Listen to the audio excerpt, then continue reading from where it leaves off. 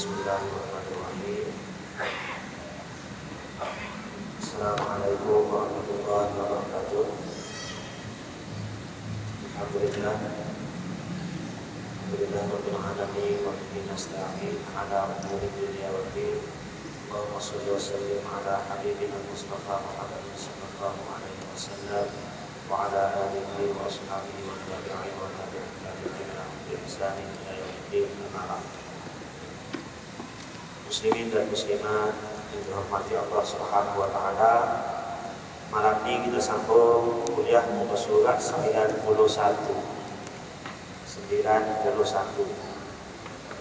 Qala al-mu'allif rahimahullahu ta'ala Syekhina Syekh Abdul Qadir Isa Al-Azizi Al-Halabi rahimahullahu ta'ala wa nafa'na bi'ulumihi fid dharain amin. Di bawah tajuk al-idnu, pemberian izin ataupun izin daripada guru untuk mengamalkan sesuatu. Qala al-mu'allif, semenjak zaman Rasulullah sallallahu alaihi wasallam sampailah sekarang, izin talqin dan janji ini berpindah daripada rijal kepada rijal sehingga sampai kepada kita secara jelas.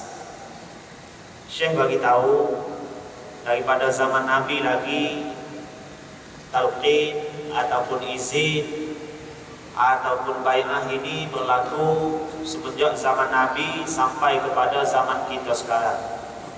Berpindah daripada ulama demi ulama, ulama demi ulama, sampailah kepada generasi kita.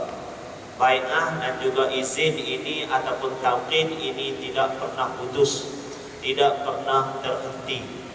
Kalau sanad hadis, maksudnya sanad itu masih lagi bersambung sampai kepada kita, dan sesiapa yang mengambil daripada kita, sanadnya juga masih lagi bersambung kerana tidak pernah terputus pengajian, pembelajaran, qabdah, talqin, izin, bai'ah daripada golongan salaf kepada khalaf sampailah kepada generasi kita hari ini.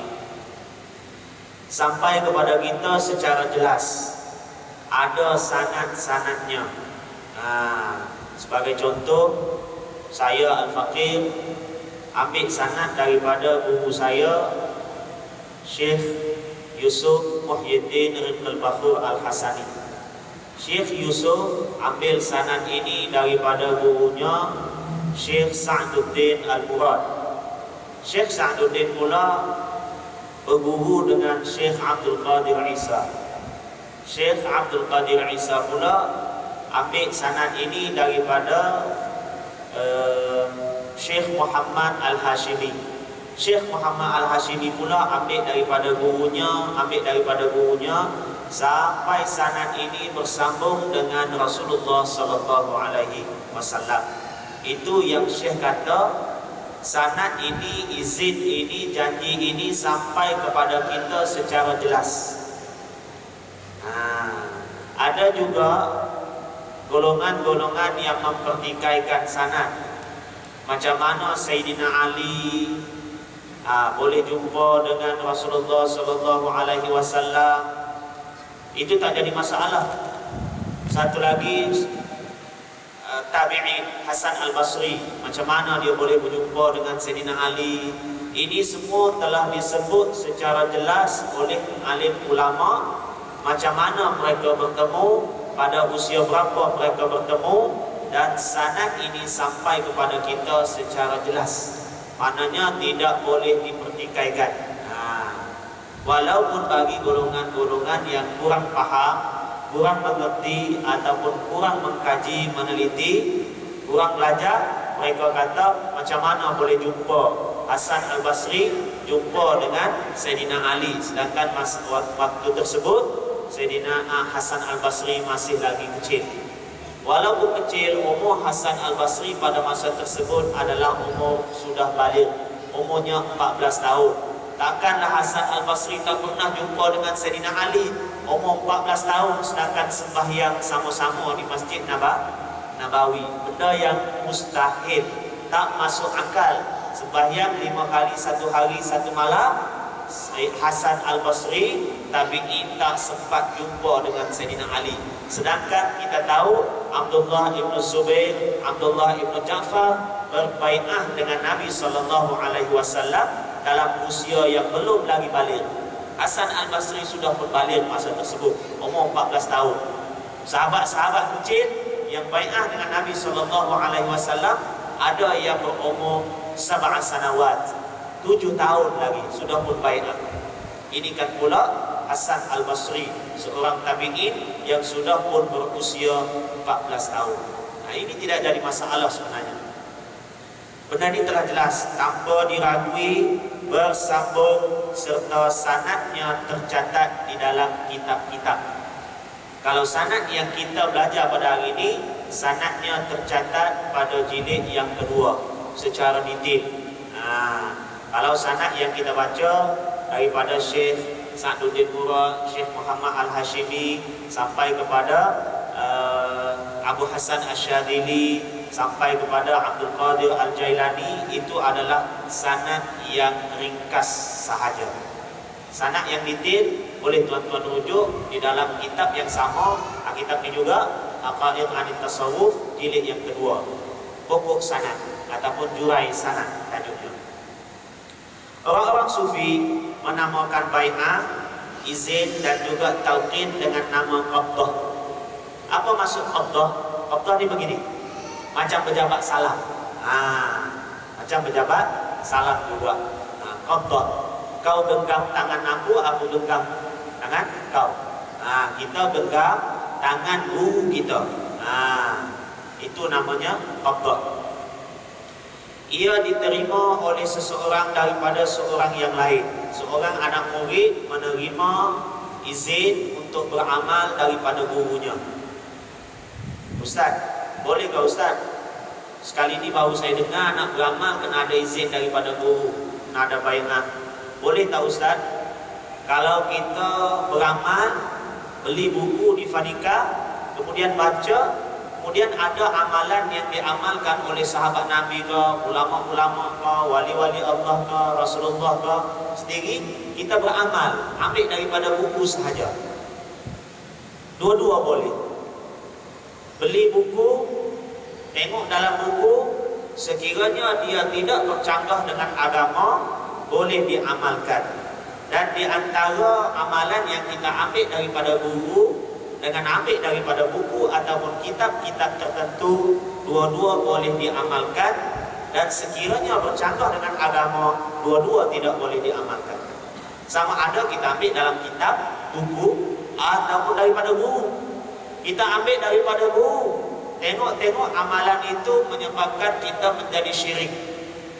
Jumpa guru, jumpa ustaz, jumpa orang yang berjanggut, berkopiah, berserban, tiba-tiba dia bagi tangkal azimat kepada kita, kayu pokang, supaya pasang, pakai di pinggang kita. Kalau aksiden ini tak calar, dia bagi tahu, memang kayu pokang itu tak calar, yang calar kita. Sekali aksiden patah dua. Benda-benda begini, kalau kita ambil daripada guru sekalipun, sekiranya dia boleh menyebabkan khurafat, tak boleh. Kalau ambil daripada kitab pun, buku pun tak boleh. Tapi di antara dua benda tadi, bila kita nak beramal, kita ambil daripada buku dengan kita ambil daripada guru, mana yang lebih baik? Ambil daripada guru lebih baik. Kenapa? Kerana sanadnya bersambung sehingga sampai kepada Rasulullah SAW. Ini namanya izin. Ini namanya qabdah. Ini namanya bai'ah. Dia ada kait mengait di antara satu sama lain, terutamanya amalan-amalan yang kita lakukan seharian. Jadi bukan kata tak boleh. Cumanya di sisi ulama-ulama syariat, bai'ah ini, qabdah ini ataupun izin tauqid ini, ulama syariat kata sunat. Kalau ada alhamdulillah, kalau tak ada pun tak jadi masalah. Sebab kita ini sudah berada pada penghujung dah, akhir zaman. zaman berlaku setelah penyusunan ilmu-ilmu agama. Berlalu dah. Kurun pertama, kurun kedua, kurun ketiga dulu. Zaman itu zaman Imam Al-Bukhari, Imam Ahmad. Masa tu ilmu-ilmu agama tengah disusun oleh alim ulama. Masa itu belum lagi tercatat ilmu hadisnya, ilmu qiraatnya, ilmu fiqhnya, ilmu tafsirnya. Maka pada masa tersebut mempunyai sanad itu adalah wajib. Ini kata alim ulama syariat. Sebab apa? Sebab kalau tak ada sanad, semua manusia boleh sebut apa yang mereka nak sebut. Inilah setengah-setengah ulama sebut laulal isnad laqala man qala. Kalau tak ada sanad, semua orang boleh cakap apa yang dia suka.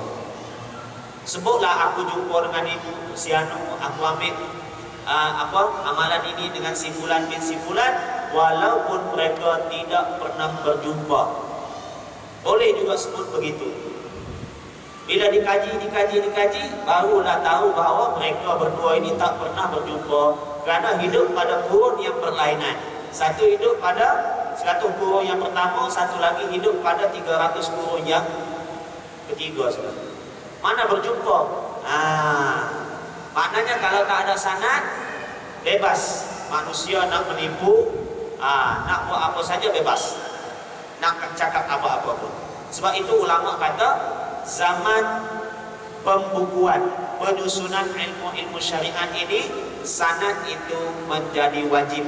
Tetapi selepas terbukunya, tersusunnya ilmu-ilmu agama, sanad ini sudah jadi sunat.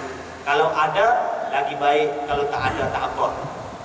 Itu di sisi ulama syariat. Tapi di sisi ulama hakikat, ulama tasawuf, ulama tarikat, mereka kata bai'ah ini adalah wajib. Kerana mengambil guru itu adalah wajib. Seperti mana yang kita belajar sebelum-sebelum ini. Apa pendapat Abu Hasan Asy'adili, apa pendapat Imam Al-Ghazali, apa pendapat imam-imam lain yang lagi.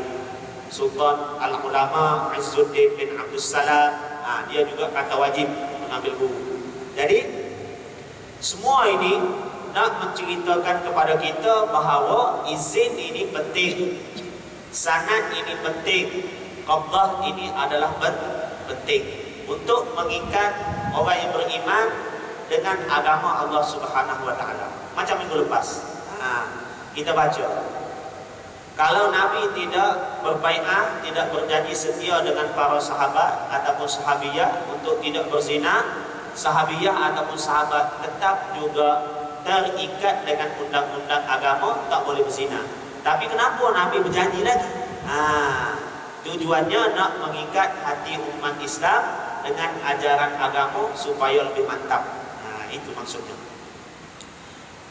Kedua-dua belah pihak menggenggam tangan antara satu sama lain seolah-olah cas positif dengan negatif bertemu, lalu arus berhubung dan sanad bersambung. Kesan rohani juga sampai dan dapat dirasai dengan mujarab.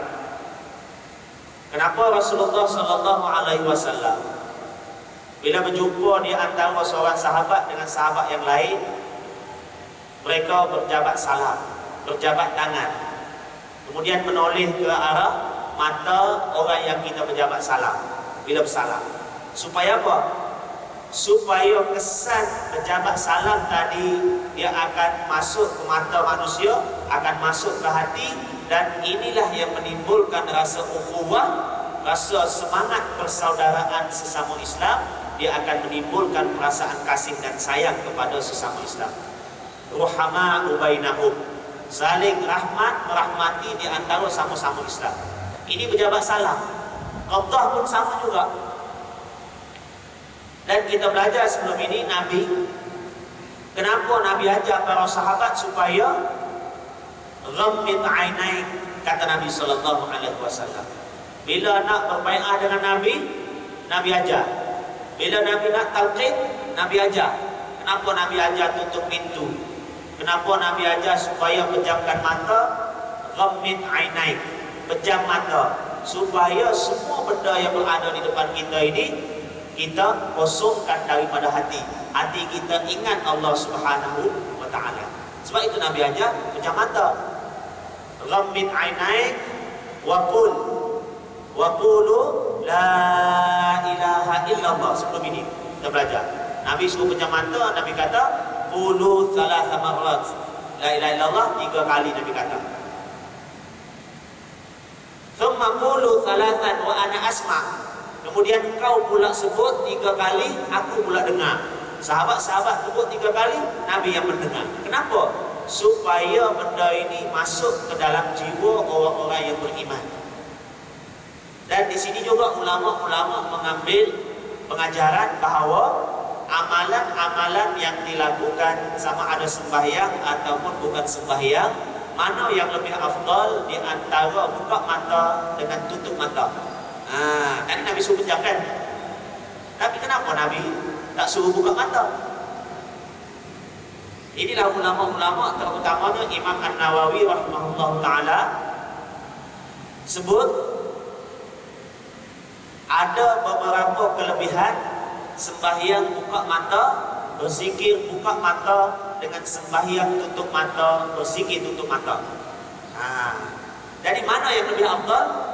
Bincang punya bincang, Imam An-Nawawi kata, sekiranya kita yakin sembahyang kita tutup mata itu, kita yakin tidak ada najis, tidak ada gangguan-gangguan yang menyebabkan sembahyang kita batal, maka tutup mata itu menjadikan hati kita lebih khusyuk, maka tutup mata itu adalah lebih afdal berbanding buka mata. Sekiranya kita tutup mata, pemikiran kita melayang-layang, ingat hutang kita dengan kawan baru bayar separuh, ingat itu, ingat ini, maka Imam An-Nawawi kata buka mata adalah lebih afdal, lebih baik. Tujuannya nak cari apa? Nak cari khusyuk. Tapi dalam hadis minggu lepas kita belajar Nabi suruh tutup mata, tujuannya untuk mendapatkan khusyuk di dalam menyebut kalimah la ilaha illallah. Nak bagi ada perasaan mengagungkan Allah Subhanahu wa taala. Bila jiwa kita kosong, kita akan mengagungkan Allah Subhanahu wa taala. Jadi, bila kita sebut begitu dengan alim ulama yang tangan mereka pernah menjabat salam, pernah qabdah dengan guru mereka pernah qabdah dengan guru mereka sampai kepada Nabi, seolah-olah arus yang kita salam tadi bersambung dengan Rasulullah sallallahu alaihi wasallam. Ini kehebatan qabdah ataupun izin ataupun bai'ah ataupun talqin. Kalau kita pernah ditalqin oleh guru kita ditalqin oleh gurunya ditalqin oleh ulama-ulama yang sebelumnya, maka talqin kita tadi kita ambil daripada Nabi sallallahu alaihi wasallam secara rantaiannya sampai kepada kita, dan ini yang kita amalkan. Maknanya amalan secara bersanad lebih mujarab berbanding amalan yang tidak ada sanad. Maknanya seolah-olah arus tidak sampai. Golongan mursyid mujaddid yang ada di sepanjang zaman, mereka yang mana mereka mengikat hati-hati manusia sehingga cahaya Sayyidina Muhammad sallallahu alaihi wasallam dapat disampaikan.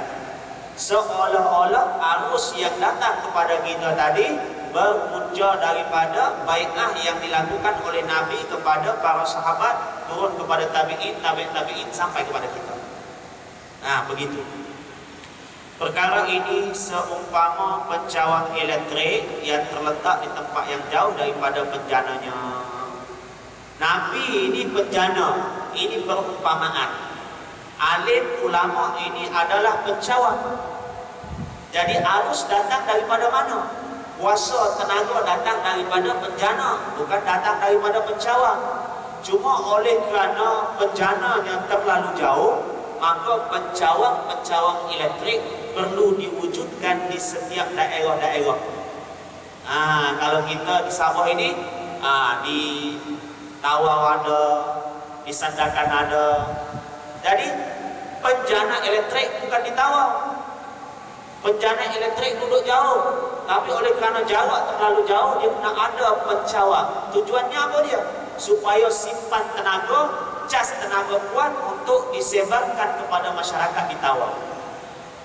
Arus yang datang daripada gelombang Nabi Muhammad sallallahu alaihi wasallam pun sama juga. Seolah-olah Nabi Muhammad ini adalah bejana. Alim ulama ini pencawang. Bila sampai kepada alim ulama, ilmu yang ada pada mereka, amalan yang ada pada mereka, bila kita melihat mereka tadi yang kita belajar sebelum ini, mampu menyebabkan kita ingat pada Allah Subhanahu wa taala, inilah kita panggil pencawang. Dia simpan tenaga, kemudian dia kasih kuat tenaga, kemudian arus itu akan sampai kepada yang sekeliling. Maknanya bukan daripada alim ulama, tapi daripada Rasulullah sallallahu alaihi wasallam. Inilah kekuatan umat Islam bila mempunyai sanad. Maknanya dia bersambung. Umpama pencawang elektrik yang terletak di tempat yang jauh daripada benjananya, ia mengambil cahaya dari pusat bencana untuk diagihkan kepada penduduk di sekitarnya dalam keadaan kuat dan gagah. Pencawang elektrik ini bukanlah pusat yang menghasilkan sumber cahaya, tetapi ia hanya berperanan memindah dan mengagihkannya. Jadi ulama-ulama sendiri itu bukanlah yang mempunyai sesuatu yang hebat, selain daripada mereka ini menjadi pewaris Nabi sallallahu alaihi wasallam. Nabi pun bagi tahu juga, Nabi bukan manusia yang hebat juga. Nabi kata, innama ana qasim, aku hanya bagi-bagi saja ilmu. Wallahu yu'ti, dan Allah yang memberi ilmu kepada sahabat-sahabat sekalian. Nabi tolong bagi tahu saja. Yang bagi ilmu siapa? Allah Subhanahu wa taala. Sama juga dengan ulama, murabbi mursyid. Dia hanya bagi tahu sahaja kepada anak murid dia, kepada mereka yang belajar dengan dia, kemudian Allah yang kasih ilmu. Bergantung kepada sejauh mana usaha kita, sejauh mana amalan kita, sejauh mana kejernihan jiwa kita. Semua itu bergantung kepada kita semua. Oleh kerana jarak yang jauh telah melemahkan arus cahaya yang bersambung dengan benjana, maka ia memerlukan kepada pencawang yang mengembalikan kekuatan serta keaktifannya. Kalau Syekh bagi contoh begini, senang kita faham. Kalau kita nak faham sendiri, susah nak faham. Beginilah seterusnya. Sesungguhnya para mursyid telah memperbaharui kecergasan iman pada zaman mereka, serta mengembalikan nur Muhammadi kepada kegemerlapan dan kilauan, serta setelah melalui tempoh zaman dan kurun yang begitu lama. Inilah maksud sabda Nabi sallallahu alaihi wasallam, al-ulama warathatul anbiya. Para ulama itu adalah pewaris Nabi. Cantik susunan yang disusun oleh Syekh. Kita faham, ini fungsi alim ulama sebenarnya. Jadi tidak patutlah kita mengatakan bahawa alim ulama itu mereka sama dengan kita. Mereka bagi pendapat, kita juga boleh bagi pendapat. Tidak sama. Kerana mereka diiktiraf oleh Nabi sallallahu alaihi wasallam, kita tidak ada apa-apa ilmu berbanding dengan mereka. Jadi Syekh kata percubaan amali merupakan sebesar-besar dalil yang menunjukkan bahawa berjanji itu membuahkan hasil yang baik serta kesan yang terpuji. Percubaan amali. Tajuk ini semuanya tajuk amali, tajuk bai'ah, tajuk pemberian izin ataupun kita namakan qaddah, ini semuanya tajuk amali. Dan di negara kita aja tidak melebar secara meluas bai'ah, izin, qaddah ini. Bagi orang yang mencari, mereka akan jumpa. Bagi mereka yang berminat, mereka akan cari. Dan bagi mereka yang tahu, mereka akan mengamalkannya, melakukannya. Tetapi bagi negara-negara Arab, semua masyarakat Arab boleh dikatakan sebahagian besarnya mengambil bai'ah daripada guru-guru yang mursyid. Sehingga kan mereka sanggup bermusafir beribu kilometer semata-mata nak jumpa saja, ambil keberkatan.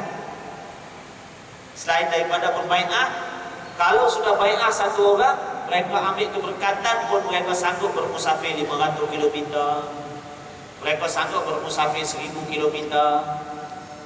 Contohnya Imam Asy-Sya'rawi, seorang ulama Mesir yang disegani dan hebat bahagian tafsir. Dia juga mempunyai bai'ah dan ada ajaran tarikat tasawuf yang diamalkan oleh beliau. Dr. Ali Al-Jumu'ah,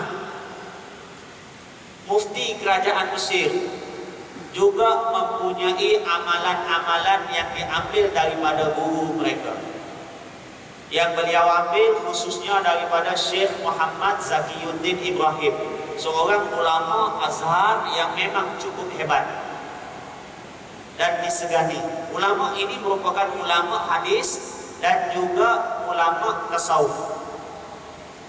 Omar Hashim, Rektor Azhar, juga mempunyai amalan-amalan yang beliau ambil daripada guru beliau.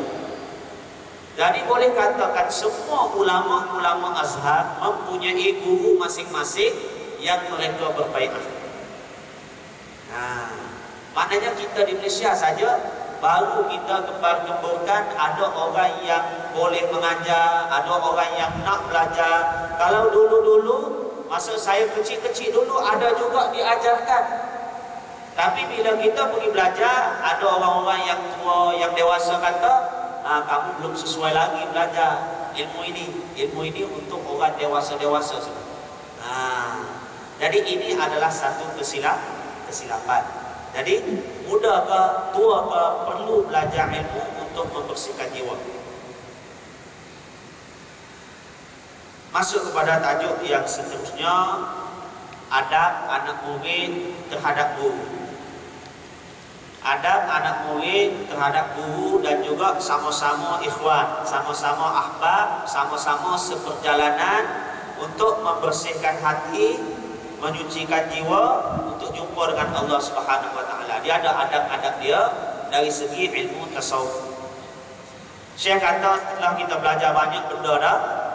Jadi Syekh kata di sini kami sebutkan pula sebahagian daripada adab-adab yang diperlukan oleh seorang anak murid yang jujur agar dia benar-benar usul kepada apa yang dicari. Kita nak mencari redha Allah Subhanahu wa taala. Kita nak mencari walaupun habuan dunia semata-mata, contohnya kekayaan. Kalau kita tak ikut laluan dia, kita tak akan dapat kekayaan dunia tadi. Kalau kita nak jadi doktor, tiba-tiba kita belajar bidang doktor, tapi kita tak ikut etika kedoktoran, kita susah untuk sampai satu tahap kita jadi graduate untuk menjadi doktor. Sebab apa? Sebab tak ikut etika-etika ataupun adab-adab yang digariskan. Ini maknanya dalam bidang keduniaan kita memerlukan adab-adab, etika-etika yang perlu dipatuhi. Dalam bidang agama lebih-lebih lagi. Sekiranya kita tak ikut adab, kita tak akan usul kepada Allah Subhanahu wa taala. Ada setengah panggil usul, ada setengah panggil syuhud, ada setengah panggil musyahadah, ada setengah panggil ma'rifah, benda yang sama. Jadi macam mana kita nak ma'rifatullah sedangkan kita tidak menjaga adab-adab untuk ma'rifatullah. Jadi kalau sekalipun kita usul, sekalipun kita ma'rifah, kita akan ma'rifatullah lebih lambat daripada orang yang beradab. Kerana dalam Islam, dalam tasawuf, selain daripada akidah, adab dan juga akhlak diutamakan, seperti mana Nabi mengutamakan akhlak dan juga akidah semasa baginda berada di Makkahul Mukarramah, menyebarkan Islam pada peringkat awal dulu. Dulu saya dah jelaskan. Semua ahlillah, ini ulama-ulama sufi telah bersepakat bahawa sesiapa yang tidak beradab nescaya tiada sair baginya. Man la adabalahu la sayra lahu. Ini sering ditegaskan oleh ulama-ulama sufi. Man la adaba lahu la sayra lahu. Sesiapa yang tidak beradab, seolah-olah dia tidak melalui jalan tasawuf. Tidak ada sair baginya.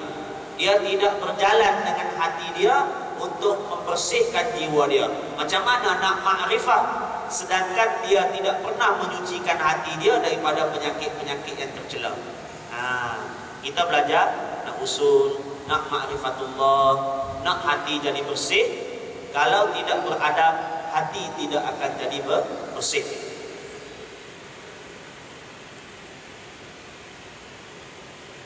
Man la adaba lahu la sayra lahu fala yasilu ilaihi. Kalau tidak beradab, maknanya tidak berjalan jiwa kita untuk menuju ma'rifatullah. Macam mana kita nak sampai kepada Allah, macam mana nak usul, macam mana nak ma'rifah. Jadi tak adalah ma'rifah. Bila tidak beradab, seolah-olah kita tidak berjalan. Kita nak pergi KK, tak naik kenderaan, macam mana nak sampai KK? Adab itu seumpama kenderaan. Jadi kalau tak naik kenderaan nak sampai KK macam mana? Kalau sekalipun sampai, tak tahu bila, berjalan kaki. Kenderaan itu penting. Jadi adab itu seumpama kenderaan yang boleh menyampaikan kita ke tempat yang kita nak tuju. Bagi orang yang mempunyai adab, dalam masa yang singkat sahaja dia mampu mencapai tahap rijal. Adab dengan guru ini terlalu tinggi, sehingga kan adab Abu Bakar dengan Nabi SAW menyebabkan Abu Bakar digelar sebagai As-Siddiq, orang yang sentiasa membenarkan Nabi. Kerana Abu Bakar beradab. Bila Abu Bakar tahu bahawa Nabi ini seorang Nabi yang tidak boleh dipertikaikan langsung, sama ada kata-katanya ke, perbuatannya ke, maka bila Nabi naik ke langit jumpa dengan Allah Subhanahu wa taala, kemudian Nabi turun ke bumi, kemudian yang menyebarkan berita itu bukan Nabi tetapi Abu Jahal, sampaikan berita kepada Abu Bakar. Abu Bakar tanya Abu Jahal, siapa yang kata dia naik ke langit, dia jumpa dengan Allah? Abu Jahal kata, kawanmu Muhammad. Abu Bakar kata, kalau Muhammad yang cakap, aku percaya. Memang betul itu. Ada kata ada ruang untuk Abu Bakar mempertikaikan kenyataan seorang Nabi, walaupun disampaikan oleh musuh Nabi SAW. Tak ada.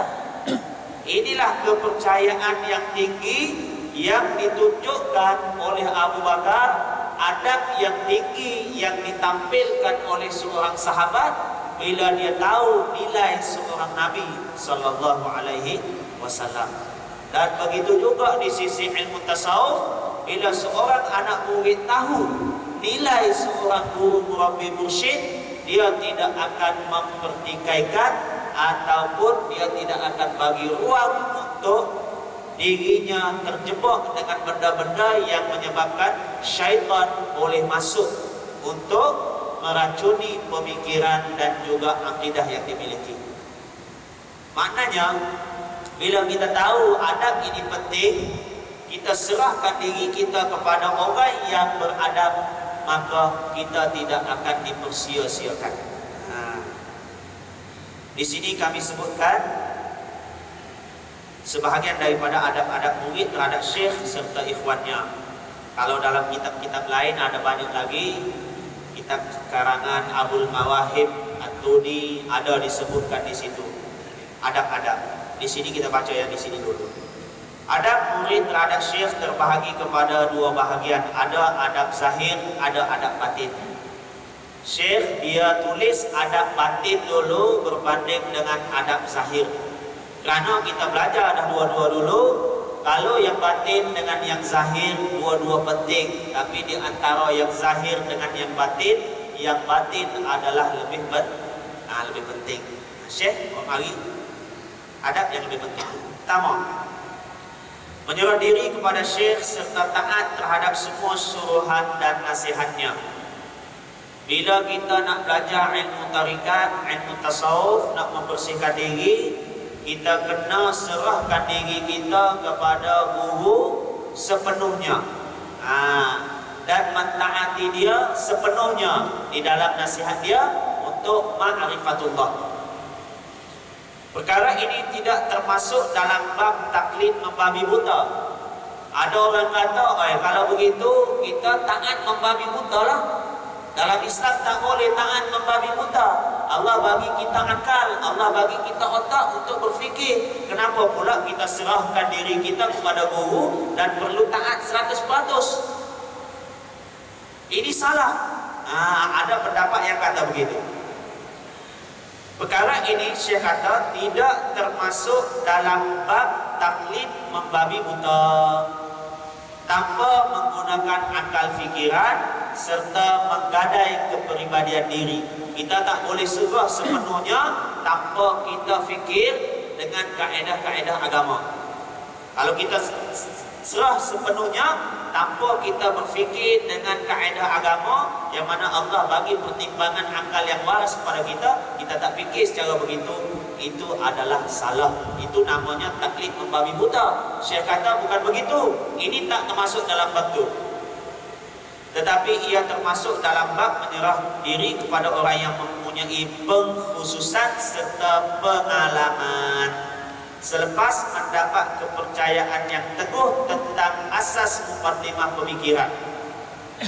Bab ni Syekh kata dia bukan termasuk dalam menyerahkan diri taklid membabi buta. Ikut orang jalan lurus, kita jalan lurus. Orang naik tebing, kita naik tebing. Orang terjun pagi, kita terjun pagi. Bukan. Syekh kata dalam bab ni kita menyerahkan diri kepada mereka yang mempunyai ilmu pengetahuan dan juga pengkhususan. Ada bidang masing-masing. Di antaranya ialah kepercayaan yang teguh terhadap keizinan mentarbiyah yang ada padanya. Kita percaya betul-betul bahawa dia ni mempunyai izin untuk mentarbiyah, untuk mendidik. Barulah kita boleh serahkan diri kita untuk dididik oleh guru murabbi mursyid tadi. Daripada mana kita tahu dia ni mempunyai izin?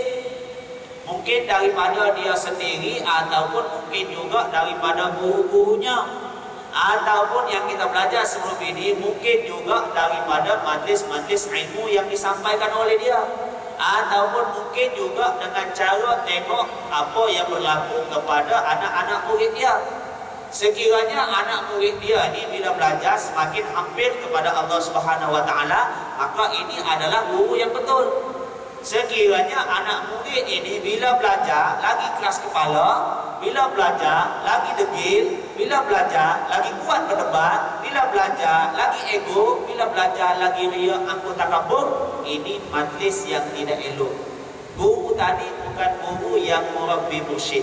Kita belajar dah sebelum-sebelum ni kan, kita dah sebut. Jadi tengok juga sifat guru, tengok apa? Letak agama di tepi, letak guru di tepi, bandingkan dengan agama.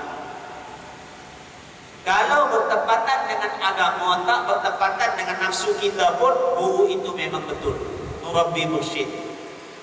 Kalau bertepatan dengan nafsu kita tetapi dengan agama melencong, maka bukan guru murabbi mursyid. Jadi Allah bagi otak kepada kita, bagi ilmu kepada kita, kita nilai sendiri ikut acuan agama. Ayat Al-Quran ada, hadis ada, dan masyarakat pun juga ada. Jadi boleh tanya.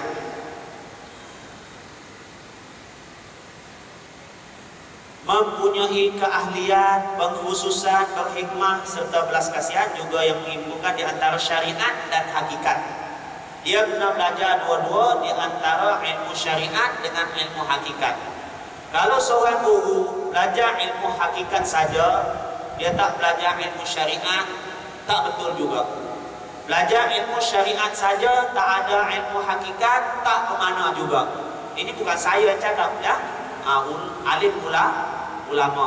Jadi ilmu syariat pun kena belajar, ilmu hakikat pun kena belajar. Macam Muaz. Nabi tanya, likulli syai'in haqiqah. Setiap sesuatu itu mempunyai hakikat. Fama haqiqatu imanuka ya Muaz. Jadi apa hakikat iman kau wahai Muaz? Jadi bukan sahaja agama ini mempunyai syariat, agama ini juga mempunyai hakikat. Wa ma ramaita idh ramaita walakinna Allaha rama. Dalam ayat ini ada dua-dua. Ada syariat, ada hakikat. Wa ma ramaita, dan bukan kamu yang melontar wahai Muhammad. Allah nafikan, padahal Nabi yang melontar batu. Tapi Allah nafikan, wa ma ramaita, bukan kamu yang melontar wahai Muhammad. Tapi dalam masa yang sama Allah tetapkan bahawa kau melontar. Idza ramaita, ketika engkau melontar. Bukan kau yang melontar, ketika engkau yang melontar. Nafi dulu baru isbat. Macam la ilaha illallah, tiada Tuhan melainkan Allah. Nafi dulu, tidak ada Tuhan lain. Yang ada Allah, illallah, kecuali Allah. Nabi nafi dulu, bukan kau yang melontar Muhammad, akan tetapi Allah yang melontar. Walakinna Allaha rama, akan tetapi Allah yang melontar. Di saat engkau melontar itu bukan kau sebenarnya yang melontar. Jadi di mana pertimbangannya? Mana syariat, mana hakikat? Syariatnya di mana? Nabi yang melontar syariatnya. Wa ma ramaita idz ramaita, ketika engkau melontar, itu syariatnya. Nabi yang melontar. Tapi wa ma ramaita, bukan engkau yang melontar sebenarnya. Ini Allah jelaskan tentang hakikat. Walakinna Allaha rama, akan tetapi Allah yang melontar. Jadi hakikat lontaran batu tadi adalah Allah Subhanahu wa taala. Wallahu khalaqakum wa ma taf'alun. Allah buat kita, Allah buat perlakuan kita. Allah buat perlakuan Nabi. Nampak Nabi yang melontar, tapi hakikatnya adalah Allah yang melontar. Nampak? Jadi ayat Quran juga ada syariat, ada hakikat. Sekiranya belajar syariat saja, tak belajar hakikat, tak tahulah hakikatnya. Perkara ini benar-benar sama keadaannya dengan si pesakit yang menyerahkan dirinya sendiri sepenuhnya kepada doktor terhadap semua rawatan dan nasihatnya. Kita akan nampak bila Syekh bagi contoh, kita serahkan diri kita untuk dididik oleh guru Murabi Mursyid tadi, seumpama pesakit serah diri dia bulat-bulat kepada doktor yang merawat dia. Dari segi ubat pun kita tak pertikaikan. Dari segi itu ini pun kita tak pertikaikan. Doktor nak potong kaki pun kita tak pertikaikan. Potonglah doktor, yang penting sihat. Sanggup lagi kita cakap begitu. Tapi kalau bahagian agama, kita kata, kenapa pula kena serah pada ustaz, kena serah pada Murabi Mursyid? Kita dengan dia sama aja. Tapi dengan doktor kita tak cakap pula, doktor tak boleh belah begini, jangan belah. Tak cakap pula, biar doktor belah, yang penting sihat. Doktor kata tak boleh belah 2 inci, kena belah 6 inci. 6 inci pun tak apa, yang penting sihat. Tapi kalau untuk hati kita, ulama kata kita kena serahkan kepada pakarnya dalam bidang mengubat hati. Kita kata pula, kalau begini sama dengan ikut membabi buta saja ni. Kalau dengan doktor kita boleh ikut membabi buta. Doktor bagi 6 jenis kan doktor obat, makan juga kita 6 jenis. Doktor kata ini kena habis tak boleh, habis juga walaupun pahit. Tapi dalam agama kita berasa sedikit was-was. Cuma bila Syekh bagi contoh yang begini, senang kita faham. Dalam keadaan ini pesakit tadi tidak dikira sebagai seorang yang tidak menggunakan akal. Tak ada pun orang cakap kepada pesakit tadi, bodoh kau.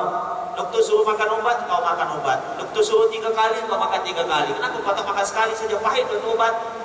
Tak ada pun manusia yang pertikaikan. Sebab apa? Sebab doktor ada pengkhususan dia, ada kemahiran dia. Dia sudah belajar dan sampai satu tahap, dia ikut adab-adab dia, etika-etika dia, sampai satu tahap dia menjadi doktor yang pakar. Sama juga dengan guru murabbi mursyid. Sampai satu tahap baru dia jadi doktor yang pakar. Bukan semua anak murid tadi jadi murabbi mursyid. Yang lulus saja ujian baru boleh menjadi murabbi mursyid. Bahkan dia disifatkan sebagai seorang yang berakal kerana menyerahkan diri kepada orang yang mempunyai kepakaran dalam pengkhususan. Dia juga dikira sebagai seorang yang jujur dalam mencari penawar. Bila ada pesakit, sakit lama, lepas tu berubat dengan si fulan bin si fulan, tak sembuh juga. Lepas 2 bulan pindah lagi kepada si fulan bin si fulan, tak sembuh juga. Pergi jumpa doktor. Doktor kata bawa baliklah, kami simpan di sini pun tak boleh juga kami ubati. Tak tahu penyakit apa, bawa balik rumah. Orang kata di Kuala Lumpur no ada itu apa ustaz yang bagus, bomo yang bagus, bawa pergi sana. Ada orang cakap, bodoh basian itu. Lepas berubat situ, berubat sini. Lepas berubat situ, berubat sini. Tak ada pun orang kata bodoh. Orang akan cakap, usaha basian itu bagus. Berubat di sana tak sembuh, berubat lagi di sini, berubat lagi di sini. Memang berusaha betul dia untuk sembuh. Tapi kalau penyakit hati, tak ada pun manusia cakap begitu. Silap-silap, bila ada seorang nak belajar tasawuf, nak belajar dengan guru ini, tiba-tiba rapat dengan guru ini, bila menyerahkan diri dia kepada guru, apa yang guru cakap dia ikut, orang akan cakap, ta'assub. Nampak? Ta'assub kepada guru. Ini salah dari segi agama. Bidang dunia kenapa kita boleh ta'assub, kita ikut 100%, bidang akhirat kenapa kita abaikan? Bidang dunia dia ada pakar dia, bidang akhirat dia ada pakar dia. Jadi sepatutnya kita mengutamakan bidang akhirat berbanding bidang dunia. Kalaulah kita kata tadi, hati kita tak ubat. Hati ini kita bawa ke akhirat. Kalau jasad kita tak ubat, jasad kita setakat dunia. Itulah ulama kata, tutabbib jismakal fani liyabqa. Patut tak patut engkau mengubati tubuh badan kau yang akan binasa tak lama dah, agar dia kekal sihat sepanjang masa. Wa tatruk qalbakal baqi marida. Dalam masa yang sama, tinggalkan hati yang akan kekal jumpa Allah Subhanahu wa taala berada dalam keadaan sakit sentiasa. Tak logik. Tapi yang tak logik itulah yang berlaku.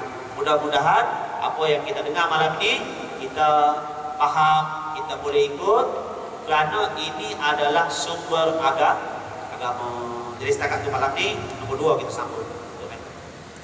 Aku lupa di atas. Assalamualaikum warahmatullahi wabarakatuh. A'udzubillahi minasyaitonir rajim. Bismillahirrahmanirrahim. Alhamdulillahirabbil alamin wassalatu wassalamu ala asyrofil anbiya'i wal mursalin wa ala alihi wa sahbihi ajma'in. Subhanaka la 'ilma lana illa ma 'allamtana innaka antal alimul hakim wa la haula wa la quwwata illa billahil 'aliyyil 'azim. Allahumma rabbana atina fid dunya hasanah wa fil akhirati hasanah wa qina adzabannar. Sallallahu ala sayyidina Muhammad wa ala alihi wa sahbihi ajma'in. Subhana rabbika rabbil 'izzati 'amma yasifun wa salamun 'alal mursalin walhamdulillahi rabbil 'alamin.